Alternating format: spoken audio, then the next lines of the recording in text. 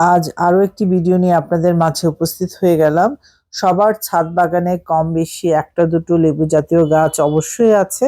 আমার বাগানেও আছে লেবু গাছ 4টে, লেবু জাতীয় গাছ আছে আরো 2-3টে, মোট প্রায় 7 থেকে 8টা লেবু জাতীয় গাছ আছে।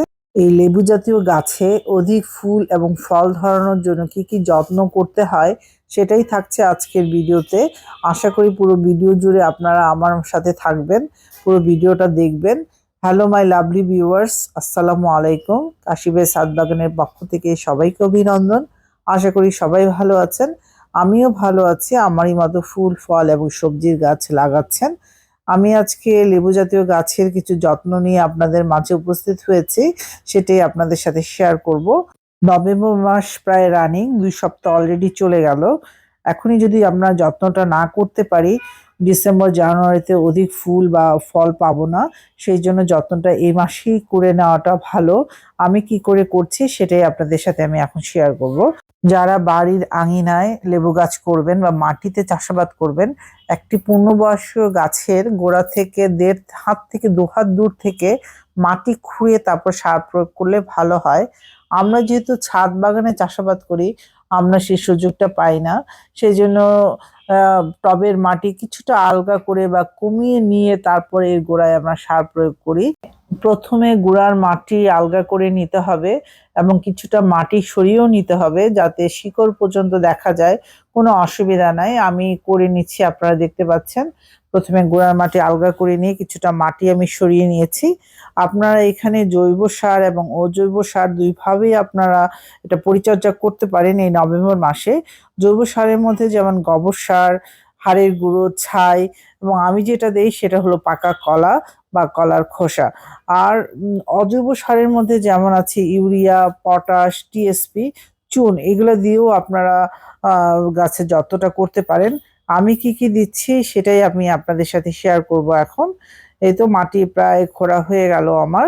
কম সার প্রয়োগ করে আপনারা কি করে অধিক ফলন পাবেন লেবু গাছে সেটাই আমি আপনাদের সাথে শেয়ার করছি। যাই হোক, এখন আমাদের লেবু জাতীয় গাছে 3বার বছরে ফুল দেয়, একটা ডিসেম্বর জানুয়ারি। এটার যত্ন তো আমাদের এখনই করে নিতে হবে। এই তো আমি পাকা কলা সরাসরি দিয়ে দিচ্ছি মাটিতে। আপনারা দেখুন প্রায় অনেক 4টা 5টা 6টার মতো আমি কলা দিব এখানে। গাছ অনুযায়ী আপনারা বিবেচনা করে ওভাবে দিয়ে যাবেন। আমার যেহেতু এখানে 10 লিটারের বালতি, সেখানে আমি 5টা কলা অ্যাড করেছি।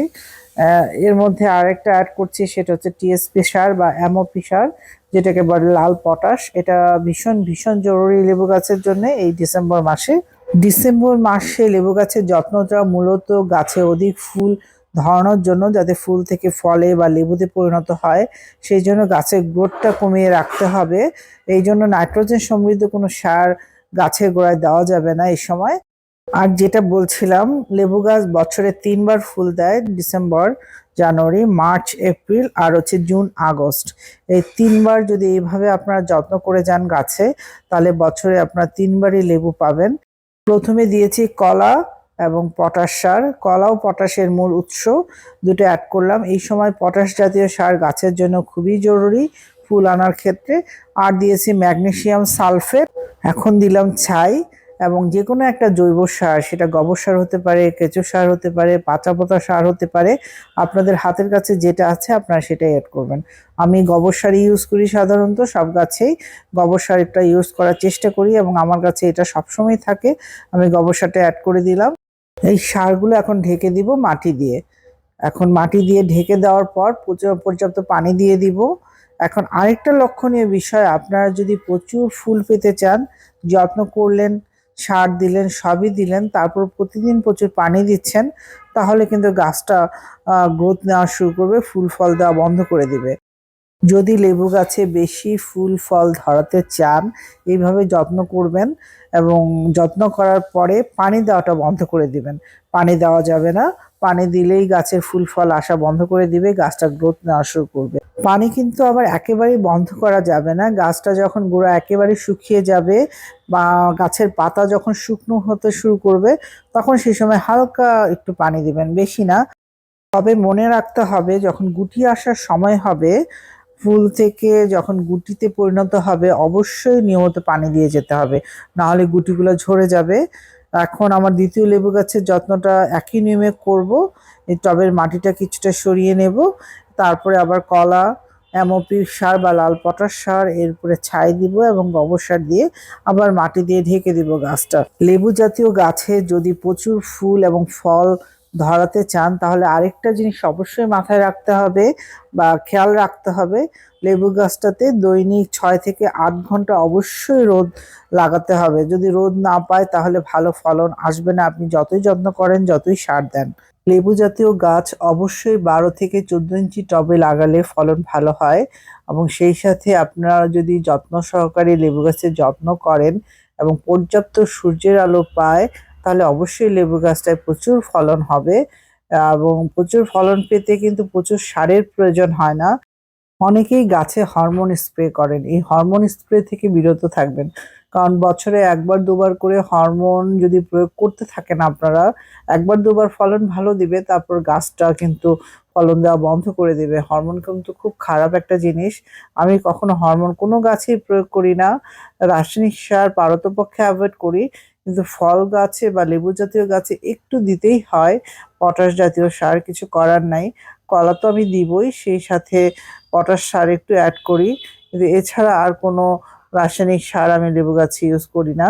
আমার যারা ভিউয়ার্স আছেন তাদেরকে অসংখ্য ধন্যবাদ এতক্ষণ ধরে ধৈর্য সহকারে আমার ভিডিওটা দেখার জন্যে। আর যদি ভিডিওটা ভালো লেগে থাকে অবশ্যই একটা লাইক এবং সাবস্ক্রাইব করে আমার পাশে থেকে যাবেন। এই সময় যদি কেউ রাসায়নিক সার ইউজ করতে চান তাদের জন্য বলছি এনপিকে 05234। 0 মানে নাইট্রোজেন একেবারেই নাই, 52% ফসফরাস আছে, আর হচ্ছে 34% পটাশিয়াম আছে। এক্ষেত্রে যদি এটা আপনারা ইউজ করেন তাহলে ভালো ফলাফল পাবেন। যদি কেউ রাসায়নিক ইউজ করতে চান তাদের জন্য বলছি। আপনাদের সাথে কথা বলতে বলতে আমার দ্বিতীয় গাছটাও যত্ন হয়ে গেল। সেই একই নিয়মে কলা, পটাশ সার, আর কিছু আছে আমার ম্যাগনেসিয়াম সালফেট, আর হচ্ছে আমার জৈব সার, গোবর সার। এবং গোবর সার দেওয়ার পরে বা গোবর সারটা ভালো করে মিক্স করে উপরে মাটি চাপা দিয়ে দিব। এবং আমি একই নিয়মে প্রতিটা লেবু গাছ এবং লেবু জাতীয় যত গাছ আছে, জাম্বুরা বলেন, মালটা বলেন, কমলা বলেন, সব আমি একই নিয়মে করে থাকি। যাই হোক, এই কথা বলতে বলতে প্রায় 2-3টে গাছ আমার অলরেডি যত্ন হয়ে গেল। এবং এইভাবে আমি করে এখানে পুরো পানি দিয়ে ভরিয়ে দিব, বা ভরিয়ে দেওয়ার পরে কিছুদিন আবার পানি দিব না। মাটিটা যখন আবার শুকনো হতে শুরু করবে তখন হালকা হালকা করে একটু পানি দিবেন। এই জিনিসটা যদি আপনারা ফলো করেন তাহলে অবশ্যই আপনাদের লেবু গাছে বা লেবু জাতীয় গাছে প্রচুর ফুল আসতে বাধ্য।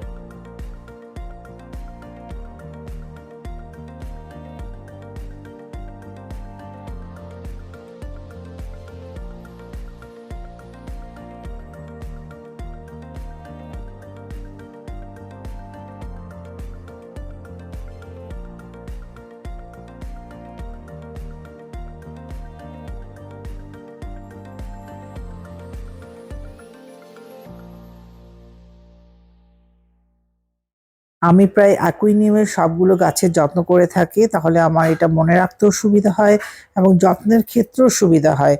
এবং এইভাবে যত্ন করার পরে যদি ফলনটা ভালো হয় অবশ্যই আমি আপনাদের সাথে শেয়ার করব। আর যদি ফলনটা ভালো না হয়, গাছে যদি পর্যাপ্ত ফুল ফল না আসে, সেটাও আমি আপনাদের সাথে শেয়ার করব। কারণ আপনারা আমার ভিউয়ার্স বন্ধুরা যারা আছেন তারা আমাকে সবসময় সাপোর্ট করছেন। আপনাদের উৎসাহ অনুপ্রেরণা পেয়ে আমি এগিয়ে যাচ্ছি এবং সামনের দিকে আরো এগোতে চাই ইনশাআল্লাহ। আমাকে সাপোর্ট করে যাবেন এবং আমি আপনাদের সবকিছুই শেয়ার করবো ইনশাআল্লাহ। এটা যদি ব্যাড ইফেক্ট হয় সেটাও শেয়ার করব। এই তো এখন গাছটার মধ্যে আমি পুরো পানি দিয়ে ভরিয়ে দেব সবগুলো গাছে, এবং এই পানিটা যত যতক্ষণ না শুকনো হচ্ছে, গাছের গোড়া একেবারে শুকিয়ে না যাচ্ছে, ততক্ষণ পর্যন্ত আমি আর কোনো পানি দিব না। লেবু জাতীয় গাছে দিব শুকানোর পরে হালকা একটু পানি, যেটুকু না দিলেই না।